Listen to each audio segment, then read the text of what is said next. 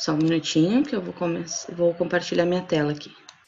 Eu quero falar também que todos os direitos autorais ficam com Caroline. Em qualquer momento, se ela queria para nós não distribuir essa gravação, nós não vamos. Nós vamos respeitar os direitos autorais para ela. Então, um momento, nós temos um aluno que quer fazer uma questão. Tayara, você quer falar uma coisa? Você tem mão? Ok, então, Caroline, eu acho que você pode começar mesmo.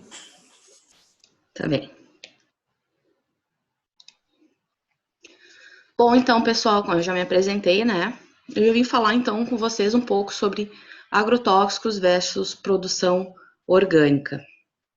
Bom, antes de mais nada, eu gostaria de falar um pouco, né, sobre o surgimento da agricultura. Como que surgiu, então, né, a agricultura desde o período, então, neolítico, né, ainda, mesmo que obscuro, né, ainda é algo na história que ainda não se sabe exatamente o período, né, o tempo certo de como aconteceu, né, o descobrimento da agricultura, mas se imagina, né, se pensa que foi, então, a partir do período neolítico. Como que se deu, então, o conhecimento sobre agricultura, né, que se imagina, é que os povos, né, naquela época, eles começaram a perceber que uma semente das plantas que antes eles iam lá fazer, né, a coleta do alimento, elas começaram, então, a cair no solo, né, na terra, e aí, então, surgiu uma planta muito parecida, né, idêntica àquela que deu origem àquela semente. Então, começaram a pegar as sementes e começar a levar, então, os cultivos, então, para perto da moradia, onde eles ficavam. E começou, então, em povos distintos, né, não tinham ligação nenhuma, e estavam, então, relacionados principalmente a locais, né, a povos que moravam, então, em áreas de várzeas, né. O que seriam essas áreas de várzeas? Né? São áreas que estão muito perto de córregos de água, né? E que estão, então, durante um certo período do ano, ele tem, então, uma cheia, né? Tem um período de cheia e um período, então, de recuo.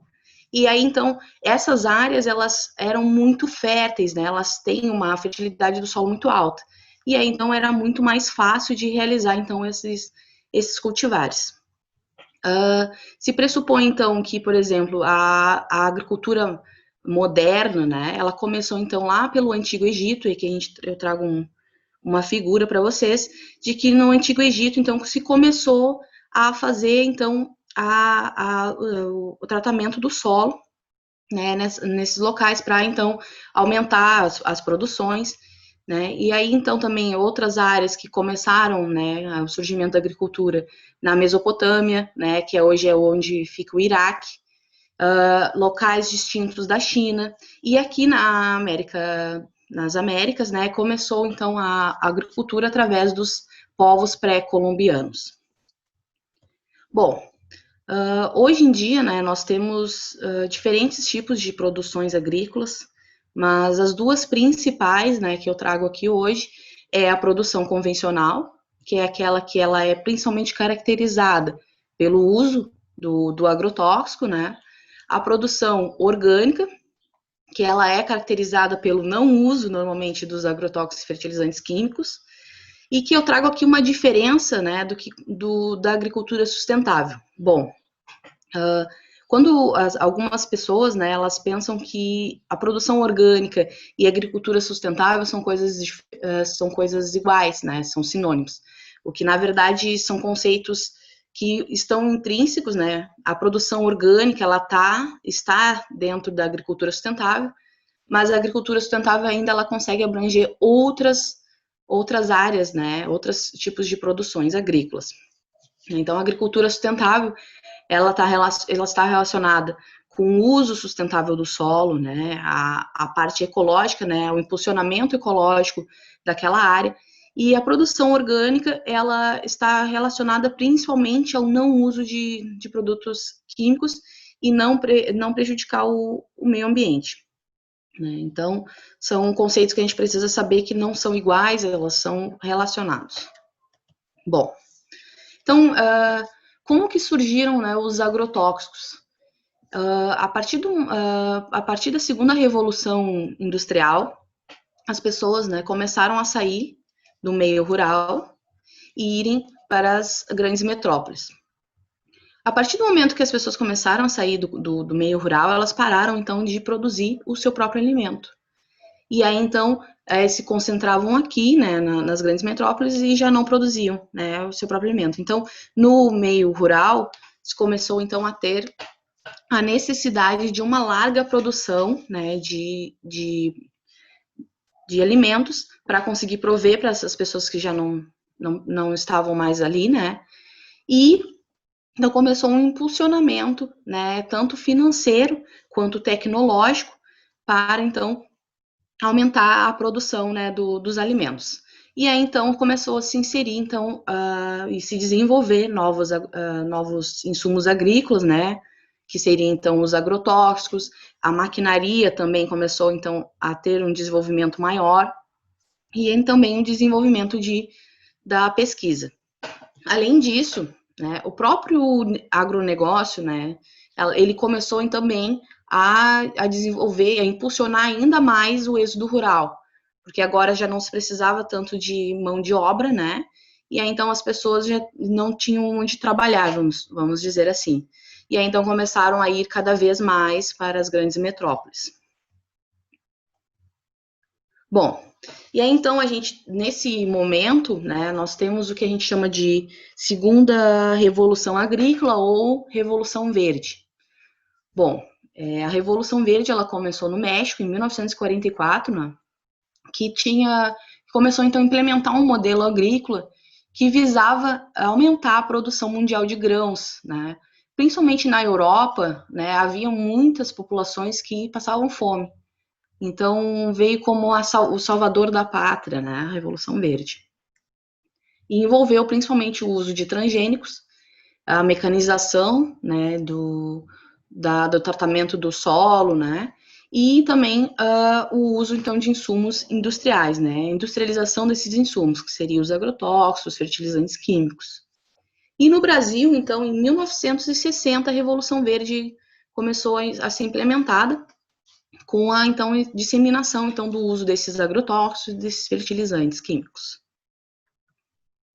Bom, os agrotóxicos, né, esse grupo de substâncias, eles têm diferentes tipos, né, de agrotóxicos e que a gente tem, por exemplo, através do grupo-alvo, né, ou seja, eu tenho um inseticida que o grupo-alvo dele de atuar, né, contra ou matar, né, ou deixar com algum problema que o animal não consiga servir como praga, então eu vou ter um inseticida, né, então a gente tem diferentes grupos quanto ao grupo-alvo, mas a gente tem também diferentes grupos químicos, né, que a gente tem aqui organoclorados, organofosforados, carbamatos, piretróides, neonicotinoides, e isso está muito relacionado, então, à composição química mesmo desses agrotóxicos, né? Por exemplo, organoclorados tem uma molécula de cloro, né, na composição. Então, a partir do momento, né, que o primeiro agrotóxico, né, que surgiu principalmente foram os organoclorados, né, então, que trouxeram, então, uma problemática muito forte e que foi, então, o tema do livro, Primavera Silenciosa. Eu não sei se todo mundo aqui conhece, né, foi um livro que foi um marco para o movimento ambientalista, né, e que foi relacionado, então, ao uso, né, dos organoclorados e a relação deles, então, em matar outros organismos. Por exemplo, né, o nome do livro Primavera Silenciosa está relacionado à morte de pássaros, né? E que na primavera antes se escutava os pássaros cantando e que naqueles momentos já não tinham mais aqueles pássaros cantando porque as populações haviam sido exterminadas. Rachel Carson, né, é um marco também, né, é uma cientista fantástica. E aí, então, a partir do lançamento do livro Primavera Silenciosa, em 1962, já começou, então, esse movimento, né, ambiental, e aí, então, em 1970, houve a criação da Agência de Proteção Ambiental, a EPA, né, nos Estados Unidos. Bom, quando a gente fala, então, num contexto contemporâneo, né, os agrotóxicos, eles começaram, então, a tomar conta da mídia desde 2005, né, 2010, começaram, então, a tomar conta da mídia, né, sobre os casos de intoxicação, de agrotóxicos, a questão mesmo das abelhas foi muito forte, né, e a mídia, então, bateu muito em cima, nós, muitos ambientalistas, batemos em cima dessa problemática. Também a relação dos agrotóxicos com diferentes doenças, como depressão, câncer, infertilidade. Mas grande parte dessas problemáticas com a saúde humana, né, estão principalmente relacionadas com o uso dos agrotóxicos no campo e com o agricultor, né, ou seja, né, a problemática ocupacional desses agrotóxicos, né, então essas são as principais problemas que nós temos e que tem diferentes estudos científicos relacionados. E com a população humana já são poucos trabalhos, a população num todo, são poucos trabalhos que estão fazendo que conseguem fazer essa relação, né? Bom, e aí eu pergunto para vocês, bom, os agrotóxicos, eles têm fronteiras, né? O que acontece? Os agrotóxicos, eles são problemáticas de um país, de uma região, de um continente, né? Na verdade, não. A problemática dos agrotóxicos, ela é mundial, né? Diferentes trabalhos em diferentes áreas do mundo, em diferentes países, né, relatam problemas distintos com agrotóxicos, seja na questão ambiental, seja na saúde humana. Bom, e quando a gente fala, então, de uma perspectiva brasileira, né, bom, mas afinal, né, o Brasil, ele é o maior consumidor de agrotóxicos do mundo. Às vezes as pessoas perguntam, né, e eu falo, olha, depende do ponto de vista. Então, a gente tem, em 2013 foi lançado esse trabalho, né, que é uma questão com uma consultoria, né, com a FAO também relacionado, e que traz diferentes perspectivas de consumo de agrotóxicos em diferentes países do mundo. E a gente traz aqui o Brasil como o maior consumidor de agrotóxicos, quando eu falo, então, de um total, né, de produção, do consumo, né. Quando eu trago, por exemplo, o consumo por área cultivada, a gente vê que o Brasil cai lá para o 7º lugar. E também, quando eu falo, então, do consumo, a relação entre o consumo de agrotóxico e a produção agrícola, o Brasil vai lá para 13º lugar. Então, há diferentes perspectivas, né, do consumo de agrotóxico e que cada ranking vai ter, então, o Brasil em diferentes patamares, né. Diferentes trabalhos e cientistas, né, na área de agrotóxicos, eles criticam muito esse trabalho aqui, né, essa consultoria, porque fala, por exemplo, o tamanho do Brasil, né, que é gigantesco, que a gente não consegue ter uma relação muito forte e conseguir, então, fazer esse levantamento de fato verdadeiro, vamos supor. Então, mas os dados estão aí, para a gente, então, criticar da forma como pode. Bom, e eu trago aqui, não é muito novo, mas os dados estão bem difíceis de conseguir, sobre o consumo de agrotóxicos, então, pela agricultura no Rio Grande do Sul. Eu trago aqui uma relação, né, de 2007 a 2012, são 5 anos, e a gente vê aqui que o consumo, né, de ingredientes ativos de agrotóxico quase triplicou em 5 anos. Mas aí vocês devem pensar assim, não, mas aumentou o consumo, mas aumentou a área plantada. E na verdade não. né? Na verdade, a área plantada se manteve quase igual. Então, realmente foi a utilização mesmo do ingrediente ativo que aumentou. E, claro, a taxa de consumo de agrotóxico, que é uma relação entre o quanto de quilos, né, de agrotóxico eu utilizo versus os hectares, eu vou ter, então, também quase triplicou também, né, essa taxa. Então, são contextos que a gente percebe que o uso do agrotóxico ele tem, né, se expandido muito mais nos últimos anos. Bom, esse aqui é um mapa, né, do meu trabalho de mestrado, que já está publicado, e que eu falo, então, que a gente trouxe uma relação, né, da venda de agrotóxicos no Brasil. Então, a gente consegue perceber, né, quanto maior aqui a pizza, né, maior é o consumo. Né? Então, vocês veem que o estado de maior consumo é o Mato Grosso, e aqui a gente tem, então, São Paulo, Rio de Janeiro, Rio Grande do Sul, Paraná, e também conseguimos perceber, né, uma diferença muito grande também na questão do tipo de agrotóxico que é utilizado nessas regiões. Né? E isso está, o perfil, né, do uso de agrotóxicos nessas regiões é diferente. E por quê, né?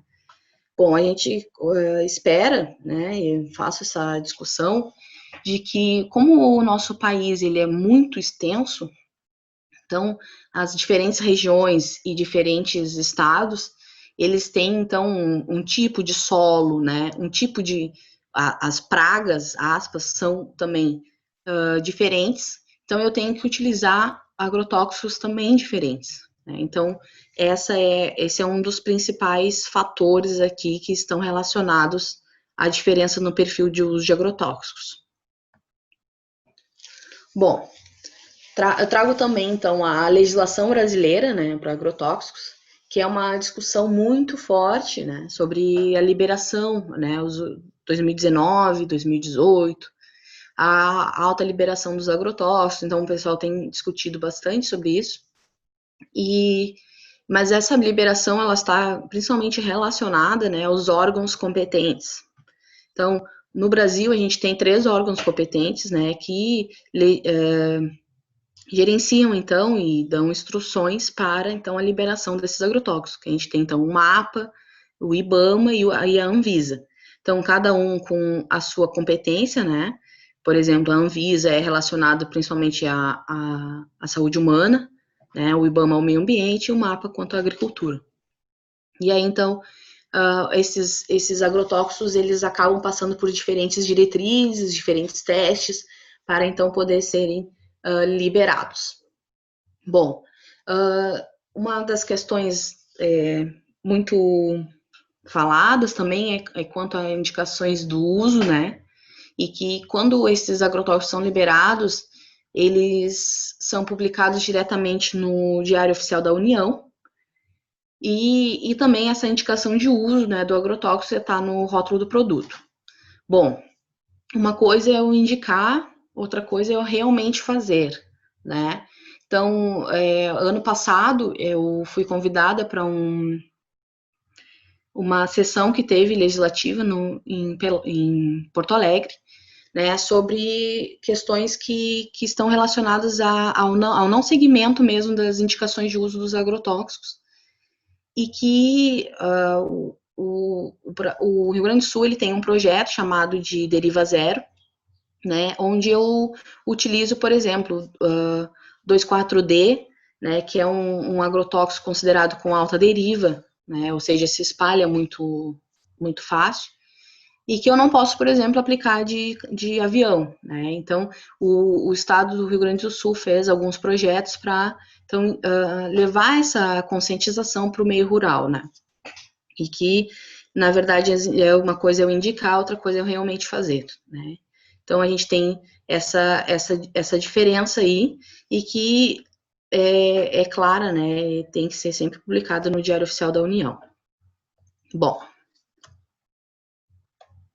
quanto ao ambiente, né? Então, a gente tem a resolução CONAMA, né? Que legisla sobre, então, o solo. E aqui está, então, os diferentes valores, né, por exemplo, o valor de prevenção, né, está relacionado principalmente ao meio ecológico, o valor de investigação está relacionado principalmente à saúde humana, e aí a gente tem, então, valores, né, de quanto que aquele pode ter de resíduo de agrotóxico naquela amostra, né, naquela matriz. E aí, então, por exemplo, no meio agrícola eu tenho um valor, né, no meio residencial eu tenho outro, no industrial eu tenho outro. Então, né, eu tenho diferentes valores que, então, tem instruções, né, para, então, legislar em cima dessa contaminação, né, dessas matrizes relacionadas aos agrotóxicos. Bom, quais os agrotóxicos que estão, então, dentro dessa resolução, né? Os agrotóxicos principais são os organoclorados, né, que são agrotóxicos que já não são mais, são proibidos de utilização no Brasil, né, já faz um bom tempo, e que ainda estão sendo legislados na resolução CONAMA. Bom, também no meu trabalho a gente discutiu bem, né, essa questão de que esses valores e também deveriam ser adicionados novos agrotóxicos dentro da resolução CONAMA, né, que são agrotóxicos que são utilizados hoje, né, então precisa então de uma atualização, né, dessa resolução. Bom, para quem não conhece, ano passado, né, a aluna de graduação da toxicologia mesmo, a Kátia, ela foi minha orientada no TCC, e ela trouxe, então, um trabalho muito interessante sobre, então, a legislação comparada dos valores de proteção para os solos, né, uma revisão crítica direcionada aos agrotóxicos. Bom, a Kátia, né, ela foi a fundo na Constituição Federal, ela foi a fundo na Constituição de outros países, né, principalmente o Canadá, Estados Unidos, Nova Zelândia. Então, ela fez essa comparação com a legislação brasileira, né, ambiental e também relacionada aos agrotóxicos. E a principal conclusão do trabalho dela foi que, na verdade, tratava-se de uma questão de princípio e não de complexidade legislativa, ou seja, né, a legislação ela não precisa ser complexa, né, não precisa ser extremamente complexa, extremamente restritiva, quando eu tenho uma população que ela tem uma consciência ambiental, né, que ela tem um princípio ambiental e que ela pensa sobre não apenas o egocentrismo humano, mas também quanto à questão ambiental, né. Então, a gente tem uma problemática forte que é essa questão e que precisa ser melhorada no contexto brasileiro. Bom, eu falei um pouco, então, sobre a legislação, né? E agora, então, como que o ambiente ele fica com a larga utilização dos agrotóxicos, né? Quanto a legislação que nós temos hoje. Então, no Brasil, a gente, em 2017, houve, então, uma revisão crítica, né? Com o pessoal que fez, então, uma relação dos pesticidas, né? A presença de pesticidas em águas superficiais. Bom, né, então esse grupo de pesquisa, eles acabaram então tabelando esses dados de diferentes estudos, foi uma revisão, né, crítica, e que tentaram então ver quais os agrotóxicos que estavam contaminando as águas superficiais dentro do contexto brasileiro. Então foram diferentes agrotóxicos. E eu tenho também o meu trabalho de mestrado, foi essa relação, né, de quais os agrotóxicos estavam contaminando os solos brasileiros e que foi publicado, então, no início desse ano. E que a gente teve, então, diferentes agrotóxicos, né, que estavam, né, presentes no solo brasileiro, e grande parte desses agrotóxicos eram principalmente os organoclorados, né, devido à sua alta persistência no solo. Bom, eu trago, então, a questão ambiental, principalmente, né? Como eu falei já da presença nas matrizes, solo e água, a gente tem também os organismos vivos, né? Que podem ser afetados por essas substâncias. Bom, As minhocas são organismos, né, sensíveis e que diferentes trabalhos, né, têm relatado toxicidade de agrotóxicos nas minhocas. Um estudo britânico, ele falou um pouco sobre a diminuição da população das minhocas, né, no solo em locais agrícolas. A questão também de fitotoxicidade, né, dos agrotóxicos, por exemplo, em outras plantas. Claro, alguns é intencional, outros acabam atuando também não intencionalmente em outros tipos de plantas nativas, o alface, né, que é um dos principais modelos experimentais para fitotoxicidade. A questão também de fungos, né, o agrotóxicos também interferindo nas populações de fungos, de micro-organismos e também de animais, outros animais terrestres, né. Então, são problemáticas que a gente tem hoje que devem ser repensadas. Bom, eu trouxe de novo a abelha, né, que foi uma problemática muito forte quanto ao uso principalmente do fipronil, né, e que estava então matando as populações de abelhas, né, e que, claro, a importância ambiental da abelha, tanto em qualquer organismo vivo, mas das abelhas, é muito importante, né, para a polinização, para toda uma questão ecológica que acabou sendo afetada pelo uso desses agrotóxicos. Bom, então, com o passar do tempo, né, houve então a difusão do conhecimento, né, e a globalização está muito ligada a essa difusão do conhecimento, que é então a consciência, né, aumento da consciência das pessoas sobre os riscos dos agrotóxicos, tanto para a saúde quanto para o meio ambiente, né, o uso excessivo, principalmente, que eu falo. Então, a globalização estava influenciando, né, por conta dessa difusão do conhecimento.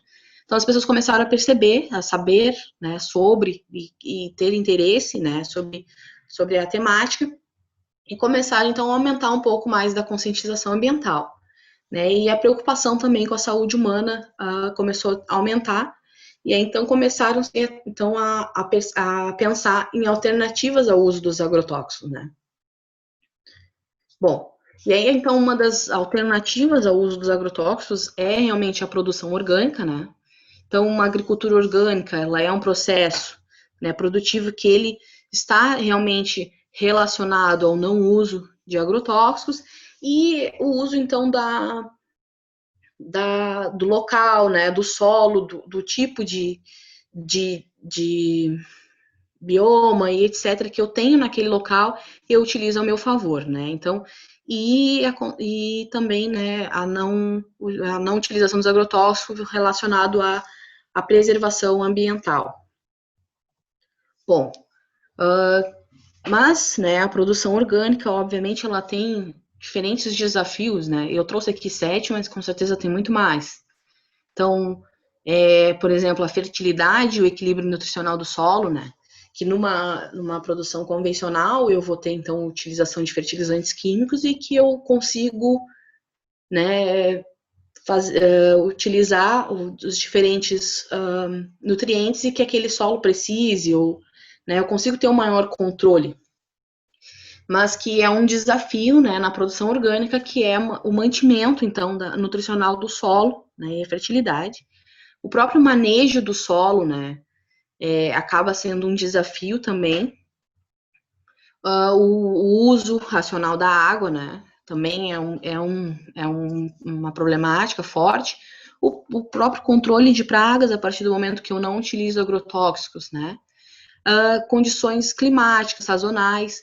Então, por exemplo, no Rio Grande do Sul, né, a gente tem problemáticas, que é o frio extremo, a geada, que acaba, então, trazendo problemas para a lavoura, né, para a produção orgânica, e que, se fosse utilizar como convencional, eu teria outros tipos de mecanismos para melhorar essas condições. Bom, Um dos desafios é conseguir, então, uma alta produtividade, né? E conseguir, então, manter a exigência do mercado quanto à quantidade, né, de vegetais. E também, um dos desafios é realmente o impulsionamento econômico, né? Então, eu preciso de um incentivo fiscal, um incentivo, né, para conseguir, então, me manter para conseguir, então, engrenar numa produção orgânica, que também é um desafio. Bom, eu trago, vou falar um pouco, então, de dois principais, né, desafios, que é a fertilidade, o equilíbrio nutricional do solo e o controle, então, de pragas, né. Então, quanto às soluções para o mantimento da fertilidade do solo. Bom, a produção orgânica, ela utiliza diferentes tipos, né, de soluções. Eu trago aqui, por exemplo, as adubações verdes, que são o uso, então, de leguminosas para ao entorno, né, da produção orgânica. Que, então, por que o leguminosas, né? Bom, esse tipo de planta, ela tem, né, uma relação de simbiose que acaba, então, fixando o nitrogênio no solo. Então, e um dos principais nutrientes necessários para o crescimento da planta é o nitrogênio. Então, a partir do momento que eu faço essa adubação verde, eu fixo o nitrogênio no solo e ele, então, acaba sendo utilizado pelas plantas por exemplo, que eu vou plantar, né, as outras plantas.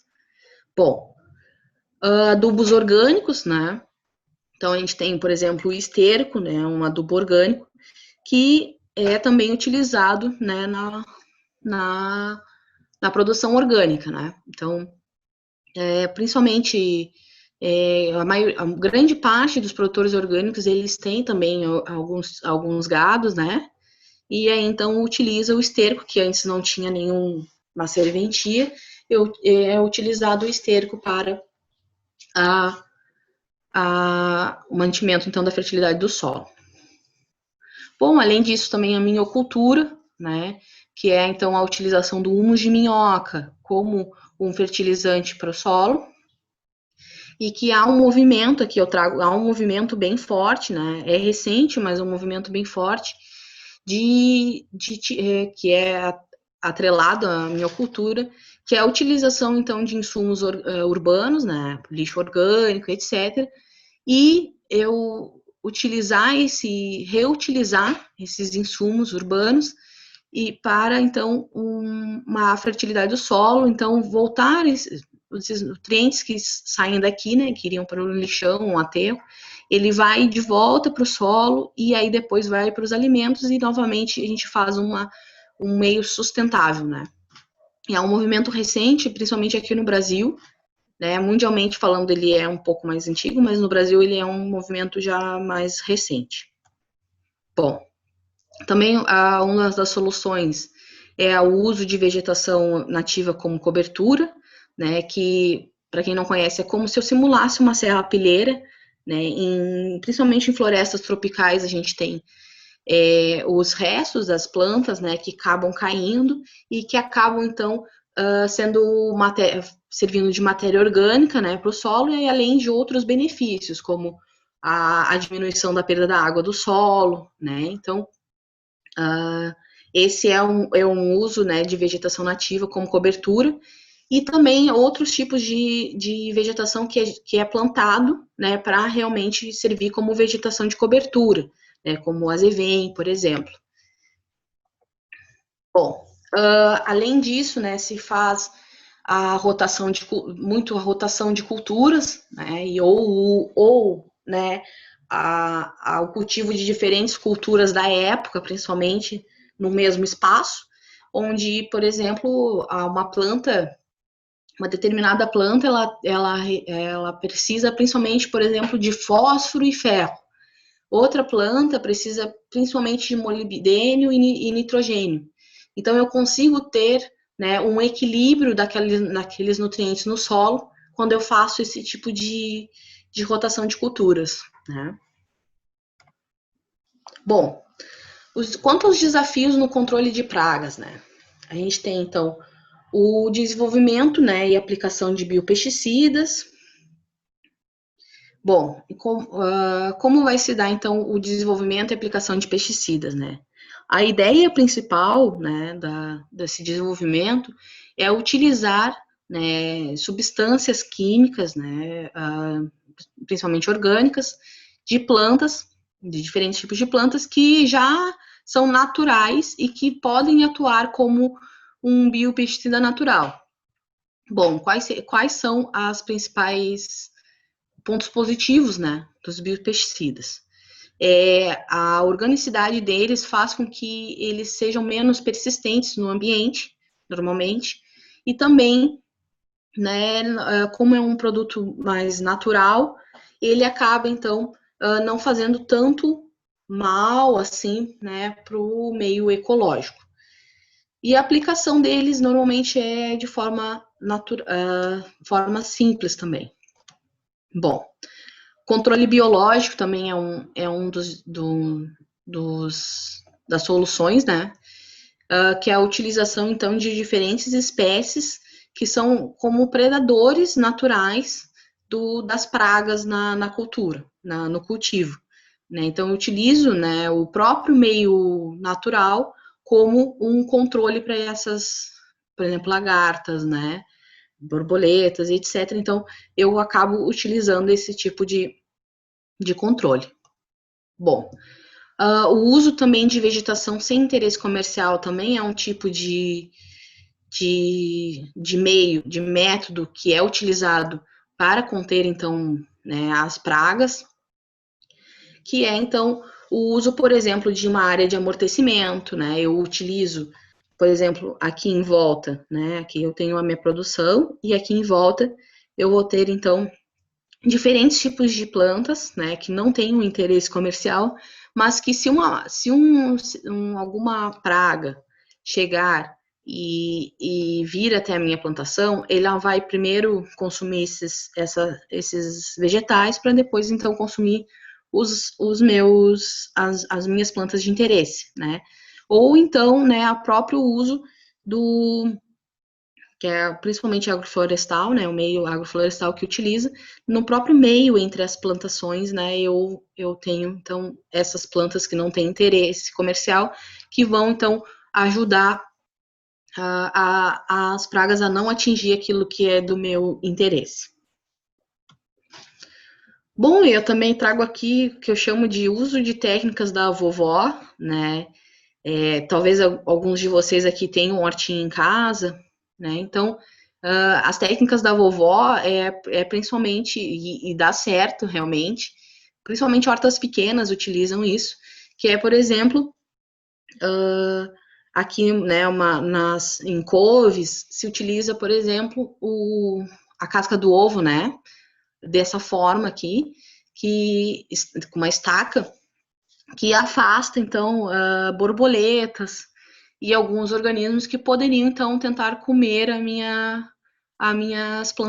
plantação, né? Principalmente em couve se utiliza esse tipo de mecanismo, né? Além disso, por exemplo, o uso de canela em pó, né, para afastar alguns organismos, o uso de borra de café para afastar formigas, o uso, por exemplo, também de óleo de NEM.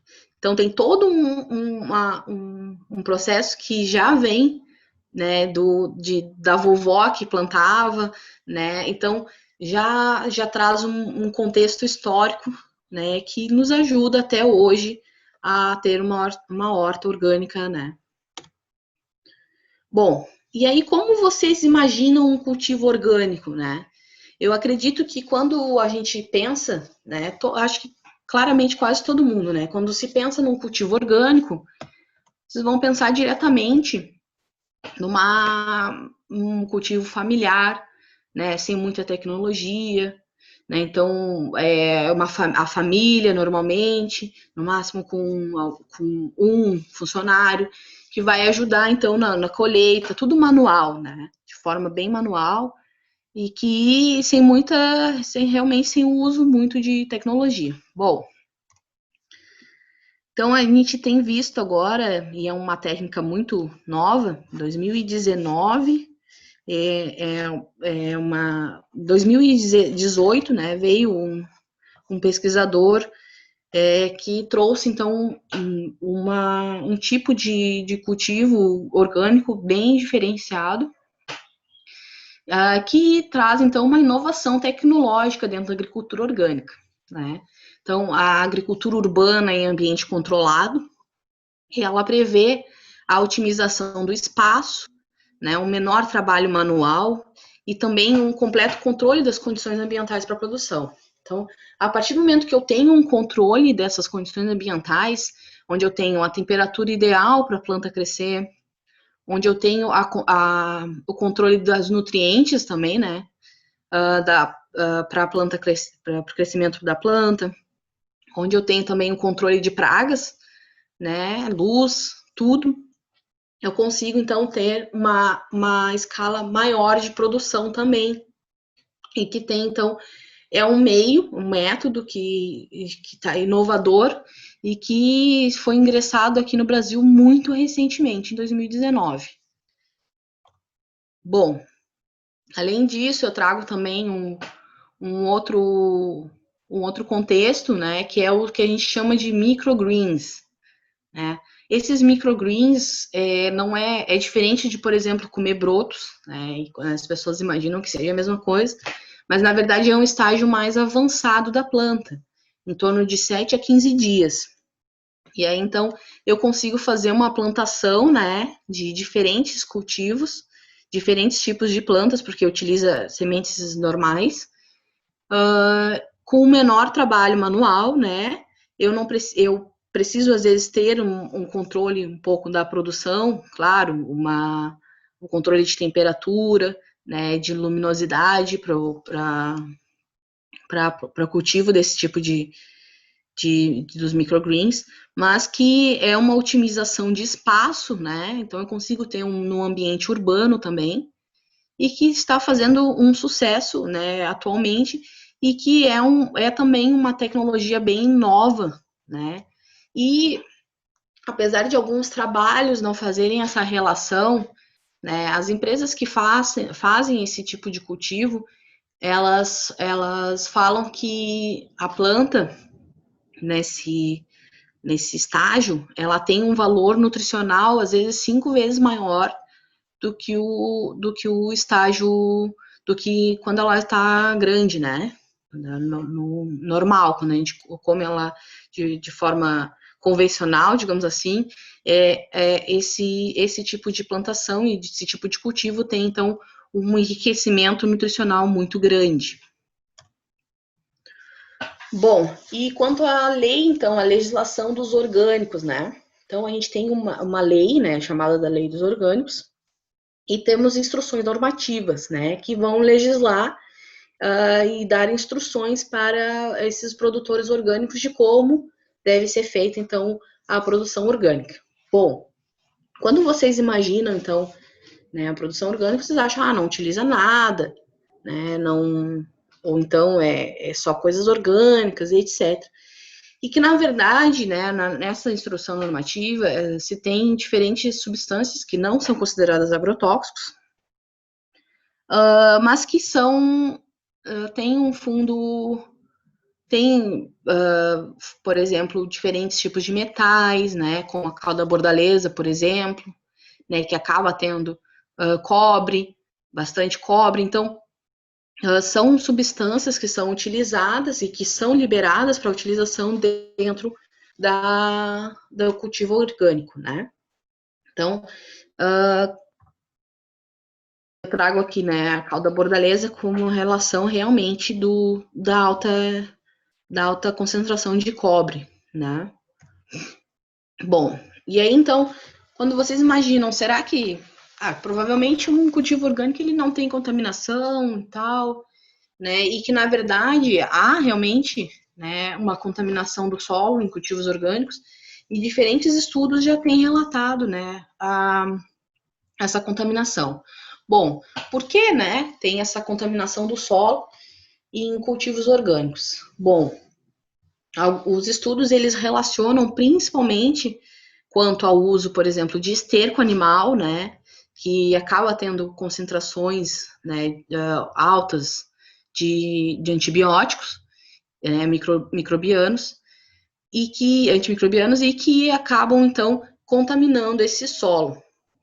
Além disso, a gente tem, por exemplo, a própria história, né, o histórico daquele solo de uso, né, ele pode, então, ainda ter resquícios de diferentes agrotóxicos, por exemplo, organoclorados, né. Então, são problemáticas que, aos poucos, né, a própria nós, como cientistas, acabamos descobrindo e buscando melhoras, né, para essas problemáticas. E uma delas é aquelas aqueles dois métodos, né, que envolvem a tecnologia na produção orgânica e que prevê também uma melhora nesses parâmetros. Bom, e aí então, vamos fazer uma relação, né, das vantagens e desvantagens quanto ao uso dos agrotóxicos. Bom, é claro que os agrotóxicos eles acabam, né, tendo uma eficiência no campo, apesar de atualmente a gente já ter diferentes espécies, né, que já estão sendo muito resistentes a diferentes tipos de agrotóxicos, mas que ainda assim é um método, né, que é uma substância que ela acaba tendo uma eficiência no campo, né. Acabo tendo também uma alta produção, né, um avanço na produção, e também o uso dos agrotóxicos, ela tem, então, influenciado bastante em pesquisas de alimentos, né. Quais são as desvantagens, né? Então, o esgotamento do solo, né, que acaba, então, a utilização frequente desses agrotóxicos, eles acabam, então, esgotando o solo. A própria erosão, né, do solo acaba também, então, realizando esse esgotamento. A alteração do ecossistema, né, de todo um ecossistema que, com a implementação da lavoura e dos cultivares, ele acaba, então, sendo totalmente alterado. O impulsionamento aqui do desmatamento, né, porque para ter uma área, então, de amplo cultivar, eu preciso, né, de uma área desmatada para conseguir, então, fazer esse método de cultivo. Bom, e aí também eu tenho uma problemática forte, que é uma relação da priorização da estrutura latifundiária, né, que é a estrutura que a gente tem hoje, muito forte, né, que é uma estrutura que há um alto fomento para o uso, né, para compra e consumo de agrotóxicos, e que acaba, então, prejudicando muito a produção familiar e acaba também fomentando ainda mais, né, o êxodo rural. Então, são desvantagens quanto ao uso dos agrotóxicos. Bom, as vantagens e desvantagens quanto à produção orgânica. Então, a produção orgânica, ela é uma alternativa para o mantimento da saúde do ambiente, né, tem alimentos mais saborosos, realmente tem, então, acabam tendo um fomento, né, a produção orgânica, ela acaba fomentando um pouco mais a continuação familiar no meio rural, e também acaba impulsionando muito a conscientização ambiental, né. Então, tanto os agricultores se conscientizando, quanto a própria população, quando vai, por exemplo, numa feira, né, comprar um produto orgânico, ela acaba, então, tentando ter essa conscientização ambiental de que, para ela, né, a produção orgânica acaba sendo melhor para o meio ambiente. Bom, e também como eu falei anteriormente, há pouco tempo, então, começou a se ter um aumento, então, da procura de produção de produtos orgânicos no mercado, né? Aumentou bastante a procura, e aí, então, a gente está nesse crescente econômico, e que é uma vantagem hoje em dia da produção orgânica, né? Bom, as desvantagens, né? Não tem um incentivo econômico, né, fiscal, tem muito pouco, Anteriormente se tinha, mas há pouco tempo foi retirado os incentivos fiscais. Grande parte dos produtores, eles têm uma produção em pequena escala, né? Então, aqui em Rio Grande, por exemplo, os produtores que nós temos orgânicos têm uma produção pequena, né? E tem uma maior demanda de trabalho, normalmente, nem tudo é tão mecanizado, então tem uma maior demanda de trabalho, e também, né, um baixo investimento tecnológico, né? Então, imaginem só que na produção orgânica, o que eu trouxe para vocês, né, de tecnologia, está principalmente relacionado àqueles aqueles dois métodos, né, que são muito novos, e que acaba tendo, então, um baixo investimento tecnológico nessa produção, e que é algo que é necessário, né? Então, qual a conclusão disso tudo, né? Dos agrotóxicos versus produção orgânica? Bom, eu deixo a conclusão principalmente para os alunos fazerem, né? Eu trouxe o panorama para vocês, eu trouxe as vantagens e desvantagens, mas uma conclusão deve ser feita na cabeça de cada um, né? No pensamento crítico e científico de cada um, né? Então, eu não posso chegar aqui e falar que, ó, isso é ruim, isso é totalmente ruim, isso aqui é totalmente bom. Não, a gente tem que trazer a realidade, né, do que realmente é visto, né, dentro do contexto científico e também dentro de um contexto de vida, assim, de vivência, né, que eu trouxe para vocês um pouco e que eu queria dizer, então, que vocês concluam como quiserem, como puderem, né? Então, eu queria dizer muito obrigada a todos pela participação e pelo convite também dos professores. E aqui está o meu e-mail para qualquer dúvida que vocês tenham, ou parcerias, ou conversas, ou, né, que podem, então, mandar o e-mail, que eu vou estar sempre aberta a conversas. Desde já, muito obrigado.